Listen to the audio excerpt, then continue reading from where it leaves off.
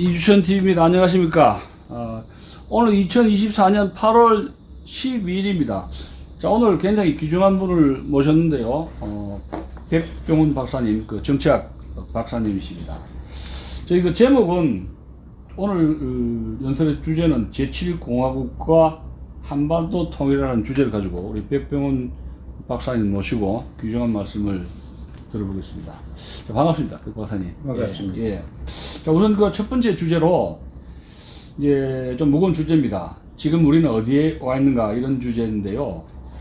사실 그 내일 모레 지금 8.15 광복절 아닙니까? 또 다가왔습니다. 그래서 이때만 되면은 북한을 해방시켜서 자유통일 시켜서 북한 불쌍한 동포들 구해야 한다 이런 똑같은 주장만 되풀이하고 있고, 우리가 그 70여 년 동안 반복해온 일입니다만 항상 그 막상 구체적인 내용이 없죠. 뭐 이래서 통일이 되겠습니까? 그래서 오늘은 조선시대의 정도전, 독일 제3제국의 히틀러라고 불리는 분인데, 별명은 백시몬입니다. 분을 우리 백 박사님, 백병훈 박사님을 모셨습니다. 오늘 그 대한민국 현실이 만만치 않지요. 또 한국이 10년 뒤면 베트남한테 추월당할지도 모른다고 걱정하는 분들도 있고, 그 베트남 가보니까 30대, 40대 많아요. 애들 그렇게 많이 낳고 있어요. 눈이 막 살아 있습니다. 그래서 우리나라 지금 이대로가면 부군이 추락한다는 그런 주장도 있는데, 결국 우리 사회에 많은 문제가 있다는 신호 같습니다. 그래서 백 박사님 같은 분들이 이와 관련돼서 특별한 제안을 해 오셨습니다. 그래서 많은 SNS상에서 우리 국민들이 관심이 많습니다. 그리고 또 오랫동안 이론 정치와 현실 정치를 직접 목격하셨고 많은 경험을 또 여의도에서 하신 그 탁월한 정치학도로서 좋은 말씀을 부탁을 드립니다. 그래서 그 요약해서 어떤 그 간추린 설명을 좀 부탁을 드립니다. 네, 백시몬입니다. 예, 안녕하세요. 반갑습니다. 내일 모레 글빼가 광복절입니다. 예, 예. 그러나 제가 오랫동안 이렇게 지켜보면 우리나라에는 지난 오랜 세월 동안 광복절은 있었지만 진정한 광복은 없었다. 예. 이렇게 생각이 되고요. 그래서 그랬는지는 몰라도 우리가 잘 나가던 대한민국이 몇 년 사이에 엉망이 됐습니다. 사회에서 많은 웃음이 사라졌습니다. 젊은이들이 좌절하고 있습니다. 정치가 비난을 받고 문매를 맞고 있습니다. 국가의 리더십이 보이지 않는다고 아우성입니다. 심지어 교수님 말씀하신 것처럼 앞으로 남은 3년은 너무 길다라고 하는 황당한 얘기도 있습니다. 10년 뒤면 베트남한테 추월당한다는 이런 어두운 전망도 나오고 있습니다.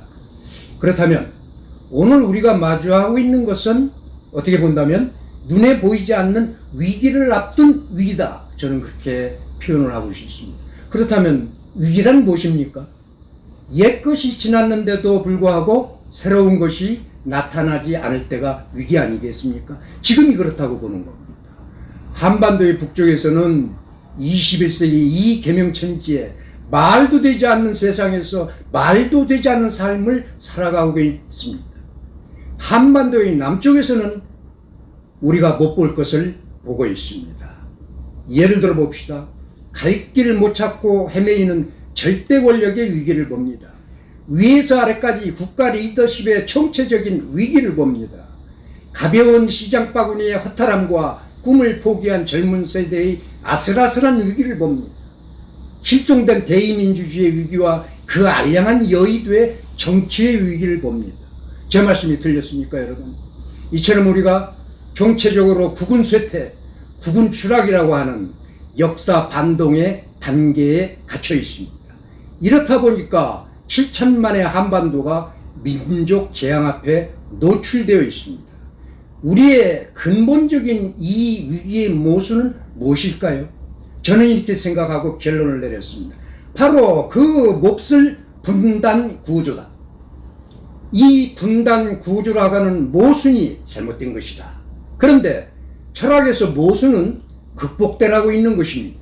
그렇다면 모순 극복이 이루어지지 않은 한반도의 모순 구조가 오늘 무겁게 우리를 지배하고 있습니다.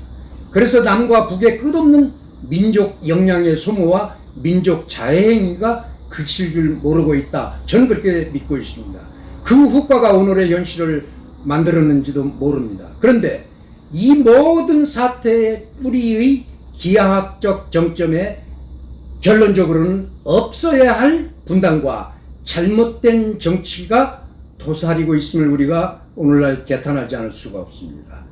그런데 불행은 잘못 보낸 시간에 대한 보복이라는 말이 있습니다. 맞는 말입니다. 잔인한 말입니다. 나폴레옹이 한 말입니다. 그렇다면 우리가 그러면 잘못된 시간을 보내서 지금처럼 천벌을 받고 있는 것은 아닌가 하는 생각을 지울 수가 없습니다.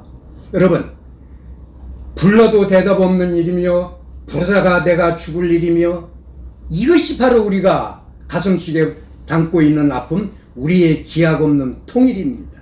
분단 모순, 통일이 되지 않은 이 민족의 모순이 오늘의 이 총체적인 고통과 이 상황을 만들었다, 이렇게 보는 거예요. 그러다 보니까 남과 북 그리고 우리 안방에서는 총소리 없는 하얀 전쟁, 내전을 하고 있습니다. 이 내전의 와중에 자칫 모두가 희망의 끈을 놓아버릴 수가 있습니다. 아주 무서운 일입니다. 바로 우리가 이 지점에 서 있다, 이렇게 생각을 하는 겁니다. 지금 우리는 열강의 바다 위에 있던 한반도에서 남과 북 그리고 우리 안방에서 총소리 없는 이 같은 하얀 전쟁을 하고 있는 겁니다. 그렇다면 우리는 이 문제를 어떻게 해결해야 되는가, 그 문제를 논의하기 위해서 오늘 이 자리에 우리가 다 같이 서 있는 겁니다. 자, 아유, 좋으신 말씀입니다. 자, 그럼 저 두 번째 질문을 드리겠습니다. 두 번째 질문은 통일 한반도 건설의 의미인데요. 지금 그 국내적으로 돌아가는 상황을 보면 남과 북, 남쪽과 북쪽의 정권 모두가 참 어려운 처지에 고군분투하는 것 같습니다. 백심원 박사님께서는 이런 사태의 원인이 남북 문제 전문가로서 무엇이라고 생각하는지 말씀해 주시고요. 그리고 잘 아시다시피 한반도 통일 문제는 오랜 세월 지겹도록 들어왔던 낯익은 제목인데 이 제목을 가지고 누가 하더라도 뭔 일이 가능할까 하는 막연한 생각도 듭니다. 통일 한반도 건설이라는 다소 진부한 주제를 다시 소환하셨는데 이에 대한 특별한 시각이라든가 견해, 철학이 있으리라고 봅니다. 그것이 무엇일까 궁금합니다. 한번 한반도 통일 건설의 의미를 말씀해 주시죠. 네네. 평상시에 우리가 사회에서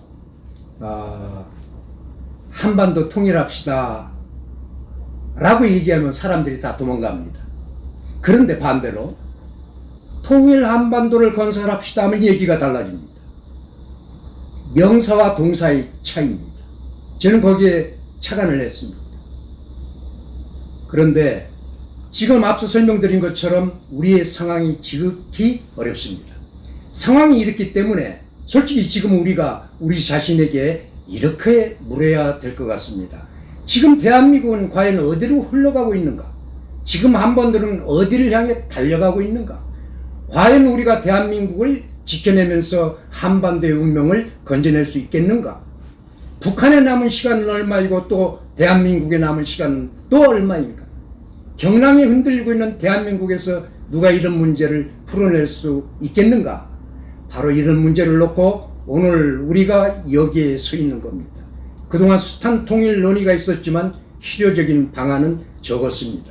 그저 북한을 해방시켜야 된다는 주장만 무성했지 어떻게 할 것인가에 대한 구체적인 분단 모습 극복 방안에 대한 정치공학적 접근 방법은 보이지 않았습니다. 내년에도 아마 마찬가지일 것입니다. 그래서 우리가 문제의 본질이 무엇인지 규정하고 행동을 향한 결단을 해야 할 때가 아닌가 싶습니다. 저는 한반도에서의 남과 북의 모든 문제의 만악의 근원이 분단이라고 봅니다. 우리의 분단은 정상이 아닙니다. 정상이 아니기 때문에 회복시켜야 할 대상입니다. 따라서 한반도에서 분열, 적대감, 증오심, 저주 등 생과 사가 반복되는 독소 요인을 제거해서 하나됨의 회복을 실천하자. 이것이 우리의 목표입니다. 그래야 빗장이 열립니다. 이제 발동을 걸 때가 됐다. 이렇게 생각을 하는 겁니다. 그동안 솔직히 눈물의 잔을 마실 만큼 마셨습니다. 북한에서의 인간 사냥을 멈추게 해야 합니다.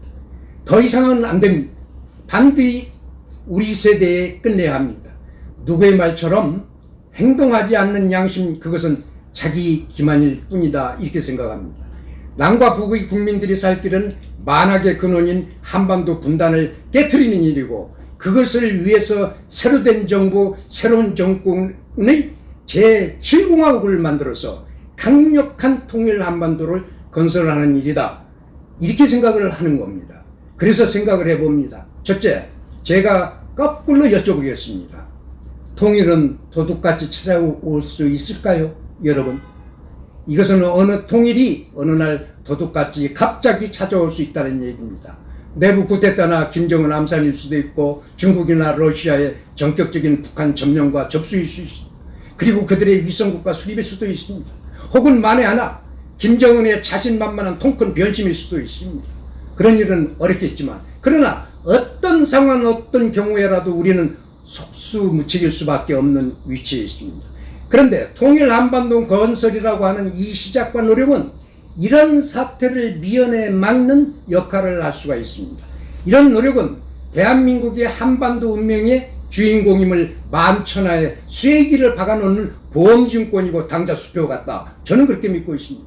그냥 통일 한반도가 아니라 남과 북에 의한 강력한 통일 한반도 건설이다. 강력한이 붙었습니다.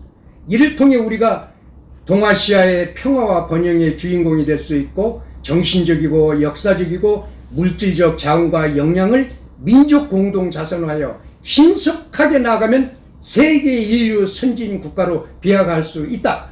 이 기회를 우리가 만들자는 것입니다. 그러기 위해서는 남과 북에서 분단 구조를 해체하기 위한 뭐가 필요한데, 그러므로 한반도에서 뭔가 국면의 전환이 시급하다고 저는 이렇게 보고 있습니다. 그 국면 전환의 철학적 표현이 남과 북 국민들이 동의할 수 있는 분단 모순 극복이다. 그렇다면 모순은 철학에서 극복하라고 있는 것입니다. 강력한 통일 한반도를 건설하면 남과 북의 어려운 내부 문제가 해결될 수 있을 것입니다. 새로운 삶의 방식을 창출하자는 것입니다. 예컨대 남과 북에서 먹고 사는 문제가 해결됩니다. 압살당하고 있는 북한의 인간의 인격 문제가 해결됩니다. 핵과 전쟁 위험의 문제가 해결됩니다. 아이들의 미래와 장래 문제가 해결됩니다. 빈부격차의 문제가 해결됩니다. 신앙의 자유 문제가 해결됩니다. 중국, 러시아의 위협의 문제가 해결됩니다. 그리고 서로 증오하고 미워하는 전라도, 경상도 영원한 문제가 해결될 수 있습니다. 무엇보다도 무능한 우리 여의도 정치와 국회의원의 문제가 일거에 해결될 수 있다고 보는 겁니다. 교수님은 어떻게 생각하십니까? 예, 그 좋은 생각입니다. 자, 그러면 세 번째로 과연 통일 한반도를 어떻게 건설할 것인가, 이제 방법으로 넘어갈 수밖에 없습니다. 시몬 선생님께서는 분단 모순이 모든 사태의 본질이라고 보시는데, 모순 해소를 위한 새로운 길을 제시하고 있는 것 같아서 참 반갑습니다. 그래서 통일은 대박이 아니라 제너시스라고 뜻밖의 표현도 내놓으셨고요. 역사와 역사의 소환을 굉장히 중시하시는데, 저도 뭐 역사학자입니다. 그래서 제가 봐도 참 맞다고 생각이 됩니다. 더욱 놀랍게도 백시몬 박사님께서는 정치적으로 금지시 되고 있거나 조심스러운 단어를 가차없이 쏟아 넣으셨습니다. 상당히 배짱 있는, 철학 있는 행동이라고 봅니다. 특히 그 제7공화국, 87체제 해체, 개헌, 권력구조 변경, 이런 말씀도, 이런 어마어마한 말씀도 항상 말씀하셨고, 이런 말씀들을 쏟아내도 괜찮은 것인지 모르겠습니다. 이런 주제와 한반도 문제는 어떤 상관관계가 있는지, 또 어쨌거나 통일 한반도 건설을 위한 방법이 무엇인지 더 구체적으로 들어보겠습니다. 네, 결국 이 문제는 주민등록증을 갖고 있는 우리 4,300만의 문제이자 국민증을 갖고 있는 우리 2,700만의 현실적 문제라는 겁니다. 즉 남과 북의 공통의 문제라는 것입니다. 그래서 우선 제가 뭐를 하나 소환을 하겠습니다. 여러분, 통일은 대박이라고 그랬습니다. 통일이 그런데 그냥 대박이면 될까요? 저는 통일이 대박이 돼서는 안 된다고 봅니다. 통일은 허울적인 대박으로 끝나서는 안 되고 오히려 통일은 창세기 천지창조 제네시스다. 이렇게 돼야 된다고 믿고 있습니다. 통일 한반도 건설이 천지창조 제네시스라면 모든 것이 다시 시작된다는 의미입니다. 그야말로 창세기 천지창조와 같은 대역사가 5천년 한반도 역사에서 들불처럼 일어날 것이다. 이렇게 생각을 하는 겁니다. 이런 통일 한반도 건설은 한마디로 단순한 민족 국가 건설이 아니라 21세기에 부합하는 새로운 국가 이성으로서의 새로운 국가 민족 사회를 건설하자고 하는 포부를 당연히 뿜습니다. 그렇게 해서 반도 역사라고 하는 멍해와 숙명을 청산하고 민족 비관주로부터 탈출하자 그 얘기입니다. 통일 한반도 건설은 그 여세를 몰아서 민족 경제 토대를 콘크리트처럼 만들기 위해서 남과 북의 강력한 물적 토대로서의 민족 공동자산화로 가는 어마무시한 일이 될 것이다. 이렇게 생각을 해봅니다. 그 다음으로 우리가 반도국가라고 하는 이 숙명적인 사실을 생각해 보지 않을 수가 없습니다. 우리나라는 그야말로 반도국가입니다. 사실 반도국가라는 것 때문에 고통의 연속을 역사에 기록했습니다. 이 교수님이 역사학자이기 때문에 누구보다 더 죄가 있겠습니다. 어느 연구에 보니까 한국 역사 2000년 동안에 우리가 90회의 침략을 받았고 우리가 침략을 한 것이 40회랍니다. 90대 40입니다. 40회는 중국 21번, 여진, 거란, 선비 등 북방의 민족으로부터 12번, 일본 5번 등등 해서 총 64회입니다. 여기에서 고구려, 신라, 백제 간의 내전, 통일전쟁 내전 24번을 빼면 40회가 된다는 연구가 있었습니다. 그러면 이 90대 40이 된 것은 왜일까요? 우리의 땅덩이 지형 정세가 반도라는 이유 때문에 그랬습니다. 5천년 전부터 그랬습니다. 한반도는 지정학적으로 그야말로 외국 세력들이 태평양 세력과 대륙 세력들이 각축을 벌이는 쟁탈점에 초점이 있지 않습니까? 그래서 우리가 살기 위해서 살아남기 위해서 오랜 세월 반회세의 민족 자주 항쟁에 눈물겨운 역사를 쓰지 않을 수 없었고 이리 쳐이고 저리 찌고 독립국이 됐던 것이 사실 아니겠습니까? 마치 하얀에게 뜯어먹히는 동물처럼 먹이 대상이 됐습니다. 그리고 심지어는 조선 말기에는 한반도를 둘러싸고 열강들이 자기들끼리의 충돌을 완화시키기 위해서 한반도 분할이라고 하는 벼락맞을 생각까지 하기에 이르렀던 것이죠. 심지어는 중립화 방안까지도. 그렇다면 분단국가의 숙명을 우리가 어떻게 다스릴 것인가? 이것이 문제입니다. 오히려 우리가 강력한 통일 한반도가 이루어지면 맨날 당하는 나라가 되지 않을 것입니다. 유럽 저 끝자락에 위치한 로마가 그랬듯이 동아시아 제일 끄트머리에 자리하고 있는 우리가 대륙과 해양 세력을 쥐락펴락할 수 있게 되는 파워를 가질 수 있게 됩니다. 그러면 우리도 로마의 영광 펙스 로마니아처럼 21세기 한반도의 펙스 코리아나를 만들어낼 수 있을 것이다. 우리가 그 수고를 위해서 여기에 있는 것이 아닌가 이렇게 저는 믿고 싶습니다. 그래서 아직 끝나지 않은 과제가 우리한테가 있습니다. 우리의 강력한 통일 한반도를 만들면 우리가 오랫동안의 과제였던 북방 고토 회복의 문제에 대한 물꼬를 틀 수도 있다. 저는 그렇게 봅니다. 여러분, 영토는 불변이 없습니다. 지금 러시아하고 우크라이나 전쟁 보십시오. 국경과 영토는 끊임없이 변해왔고 앞으로도 그럴 것입니다. 영토는 스스로 지킬 수 있는 한 그 나라 이것이 됩니다. 영토는 힘 있는 자가 넓혀갈 수 있습니다. 우리가 중국과 러시아가 옛날에 가져간 거대한 북방 영토를 회복하거나 달라고 요구하는 것도 통일 한반도 건설의 한 과정일 수 있습니다. 그 지역에 대한 영고의 추억으로부터 권리가 있음을 우리가 무기로 삼아서 중국과 러시아의 채무자의 멍에를 들씌워서 하나 되는 한반도 건설에 사용하는 것도 국익을 위해서 좋은 방법이다. 저는 이렇게 생각을 하는 것입니다. 그래서 우리 북방 영토에 대해서 그들이 권리를 주장할 수 있는 우리식으로 표현하자면 그들이 파산 면책 신청을 하지 못하도록 우리가 쐐기를 박자는 것입니다. 우리는 그럴 만한 가능성의 자산과 역사적 증거를 가지고 있습니다. 간단히 설명드리겠습니다. 1963년 6월 28일 중국 국민들이 그렇게 존경하는 모택동 다음으로 주울레 총리, 그분이 북한의 대표단을 앞에서 이렇게 얘기를 했습니다. 지금 우리 정부가 꾸미고 있는 동북공정이라고 하는 것은 역사의 침탈이다. 그것은 잘못된 것이다. 라고 고백했습니다. 그것은 역사 왜곡이고 모두 역사학자의 북에서 나온 오류라고 반성을 하고 사과를 했습니다. 역시 주울레는 지금도 마찬가지지만 중국 최고의 지성이자 양심이었습니다. 자, 이렇게 강력한 통일 한반도가 이루어지면 오랜 숙제의 문제가 물꼬를 틀 수 있습니다. 만주의 문제가 해결될 수 있습니다. 간도의 문제의 물꼬를 틀 수 있습니다. 연해주 문제에 대한 영국권의 문제의 이야기가 시작될 수 있습니다. 북방 고토는 BC 2333년부터 왕건의 후삼국 통일 10년 전인 서기 926년까지 우리 한민족이 3300년을 통치했던 지역입니다. 어디가? 만주 북방 지역이 그렇습니다. 두 번째, 동간도, 서간도, 북반도라고 하는 이 지역은 우리 민족의 발상지 아닙니까? 조선 후기 우리 민족이 이주해서 실질적인 땅 주인 아니었습니까, 여러분?